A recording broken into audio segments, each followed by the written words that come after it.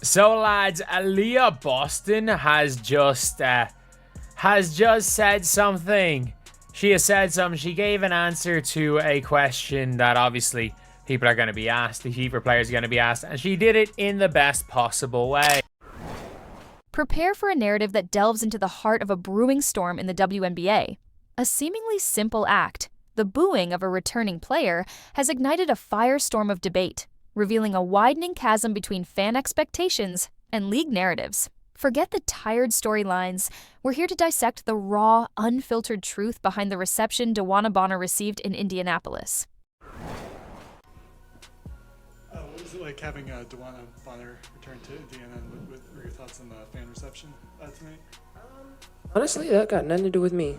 I think DB returned because we were playing Phoenix, and so that happened to be that. The fans chose to do what they wanted to do, but for us, it's about paying attention to what we have to do here, and that was coming in and getting a big win, which we were able to. The air crackled with anticipation as DeWanna Bonner stepped back onto the Gainbridge Fieldhouse court, but the warmth many might have expected was replaced by a chorus of boos. It was a sound that reverberated through the arena and across social media, immediately casting a shadow over the game. Yet, amidst this charged atmosphere, one player stood as a beacon of level-headedness: Aliyah Boston.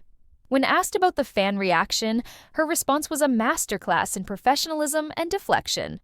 "Honestly, that got nothing to do with me," she stated, emphasizing that the focus remained on the game and securing a win for the Fever. Her words were a clear attempt to sidestep the burgeoning controversy, but they also subtly highlighted a divide: the players on the court and the emotions swirling in the stands. I boo people for less. I boo people for way less. Like, if somebody played for my team, my favorite team, and they left after 9 to 10 games, wasn't a good fit. I'm sure she dealt with some shit. I'd feel the type of way her coming back into my house. That's just fandom, okay? So, again, open to constructive feedback. I think that's sports, man. I'm going to be booing people all the time. I love it. Boo. I love booing. Almost immediately, a narrative began to take shape, championed by certain corners of the media and some league veterans. The Indiana Fever fans were swiftly painted as the antagonists, their boos deemed distasteful and disrespectful towards a WNBA legend. This portrayal, however, conveniently glossed over the context, the very real reasons behind the fans' vocal displeasure. It was a deflection, a way to avoid confronting the less palatable truth that fan reactions are often a direct consequence of player actions and decisions. The focus, it seemed, was shifting from the court to the stands, attempting to shame fans for expressing a sentiment born from a perceived betrayal. I might lose some of you with this one, but I'm open to constructive feedback, okay? I don't think it's a big deal that DeWanna Bonner got booed. I don't. I love that Aliyah Copper stuck up for her post-game interview, right? Like, that's her teammate, that's her girl. She said what she needed to say. I boo people for less. I boo people for way less. Like, if somebody played for my team, my favorite team, and they left after 9 to 10 games, wasn't a good fit. To truly understand the boos, one must rewind the clock to DeWanna Bonner's brief and rather abrupt stint with the Indiana Fever. Signed as a marquee free agent, a player expected to bring veteran leadership and championship pedigree, Bonner's time in Indiana lasted a mere 9 games. Then came the announcement the fit wasn't right, and a request for release followed. For fans who had invested their hopes and expectations in her arrival, this mid-season departure felt like a clear abandonment of the team and their aspirations. Actions, as they say, have consequences, and the boos were the sound of those consequences echoing through the arena.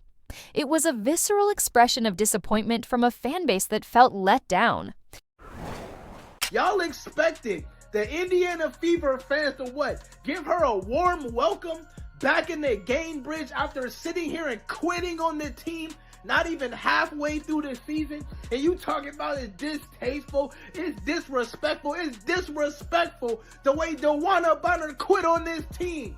This is sports. You women's basketball players and women's basketball fans sit up here and act like everything is supposed to be peaches and cream all the time. Stadiums, arenas, everybody boos players.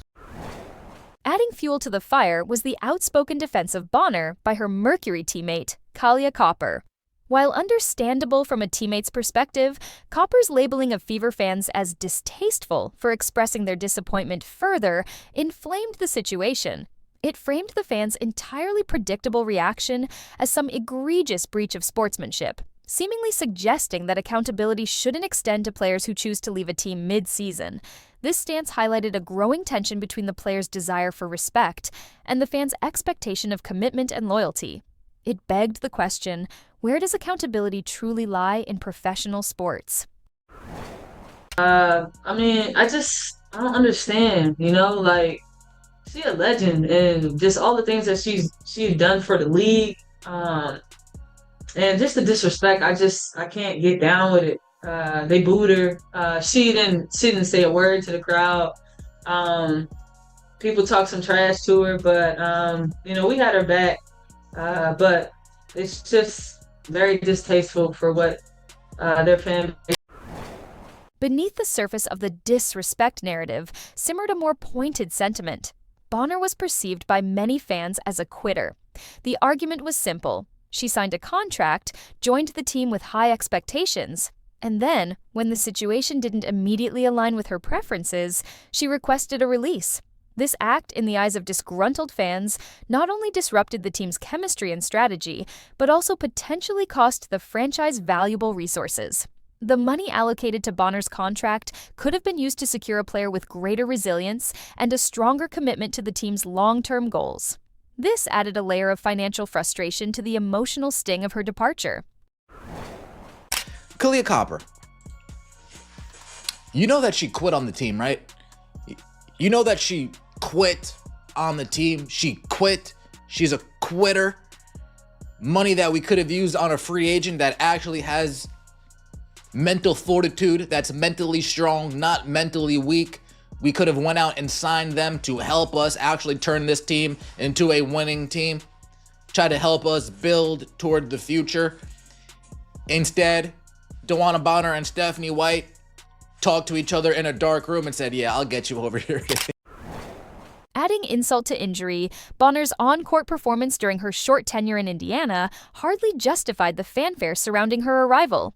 Averaging a modest 7.1 points on less than stellar shooting percentages, she was even benched at one point. This reality stood in stark contrast to her legendary status and the hopes that accompanied her signing. When she returned in a Mercury uniform and delivered a quiet 4-point performance, it only served to underscore the feeling that the Fever had invested in a player who wasn't fully invested in them. The numbers spoke volumes, subtly reinforcing the fans' perspective that their disappointment was rooted in more than just hurt feelings. Literally. Perfect. Honestly, that got nothing to do with me. That got nothing to do with me, first of all. It's very different than we don't condone that.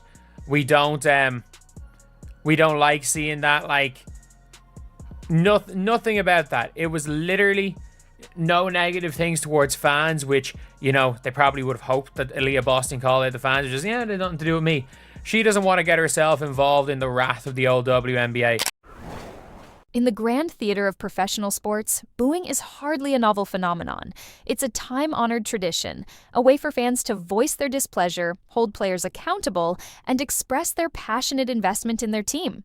To suddenly label this as distasteful, especially in a situation where a player demonstrably left the team prematurely, struck many as absurd. It seemed as though the outrage was misdirected, focusing on the reaction rather than the action that provoked it. The narrative being pushed by some appeared to prioritize shielding a player's feelings over acknowledging the very valid reasons for fan frustration. She signed, she played like 9 games, and then she said, I don't want to be here anymore. And I'm not going to show up until you release me. Basically quit on the team because she wanted to be back home with Alyssa Thomas in Phoenix, which, totally fair, but why would you sign a contract with Indiana if you just wanted to be home? That doesn't make any sense. And so she leaves, she quits on the team, and now she returns to Indiana and she gets booed. And people are with Phoenix. Amidst the swirling controversy, Aliyah Boston's actions spoke louder than any words of condemnation could have. While others engaged in debates about fan behavior, Boston focused on what she could control, her performance on the court. In a pivotal moment, she delivered a dominant fourth quarter, scoring 17 crucial points to secure a victory for the Fever. This wasn't just a win, it was a statement. It underscored the commitment and leadership that Bonner was expected to bring, but ultimately didn't. Boston's response, both in her measured words and her impactful play, served as a stark contrast to the drama unfolding around her. Fans can do what they want to do. The fan chose to do what they want to do. That was simple as that. Nice and easy. Simple as that. Let's not say a negative thing. She said the fans did what the fans did.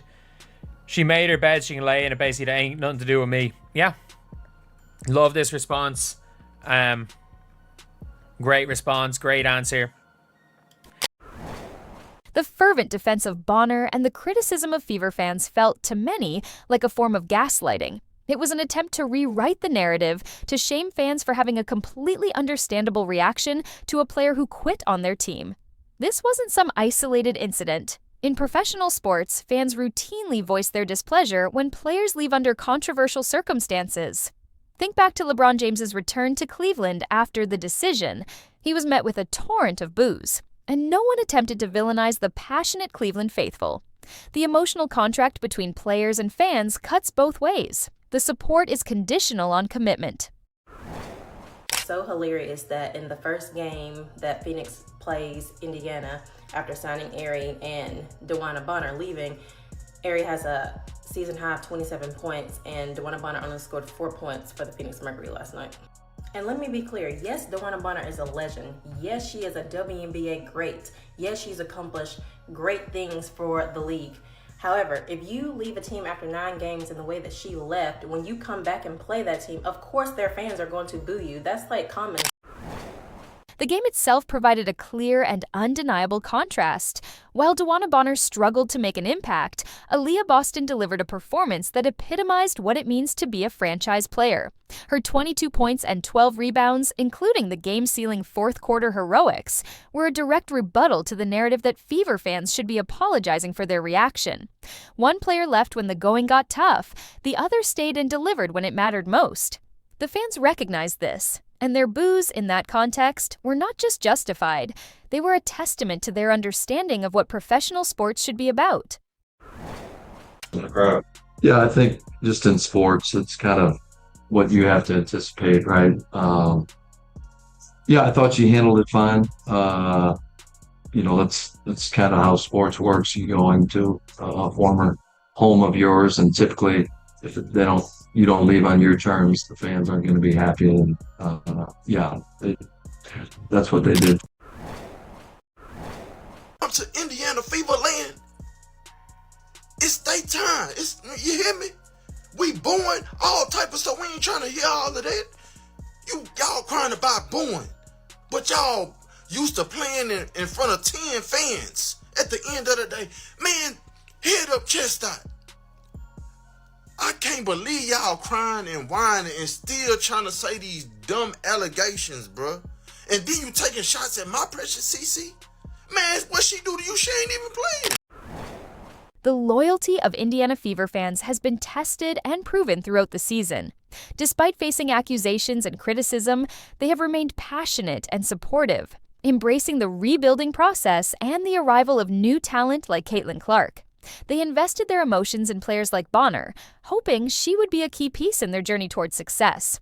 When that trust was seemingly broken, the booing wasn't an act of malice. It was a raw expression of a fan base that felt its loyalty had not been reciprocated. They're distasteful for booing. The Indiana fans are distasteful for booing a basketball player on the opposing team. This is insanity. Y'all cannot handle fans. Y'all don't want fans, so do not ask for more money. Stop asking for more money. Y'all don't want fans in the arena. The Boston Celtics boo the other players all the time. Oh my God. In the end, Aliyah Boston's quiet professionalism stands as a powerful example. She didn't need to condemn the fans or engage in lengthy debates about respect. She simply focused on her job, led by example, and let her performance speak for itself. This is the essence of true leadership in professional sports. Meanwhile, the controversy surrounding DeWanna Bonner serves as a stark reminder of the expectations and accountability that come with being a professional athlete. The fans in the stands are not just spectators, they are the lifeblood of the game, and their voices, even in the form of boos, carry a weight that cannot be simply dismissed. The story of this game and its aftermath is not just about a returning player being booed, it's about the fundamental relationship between athletes and the passionate communities that support them.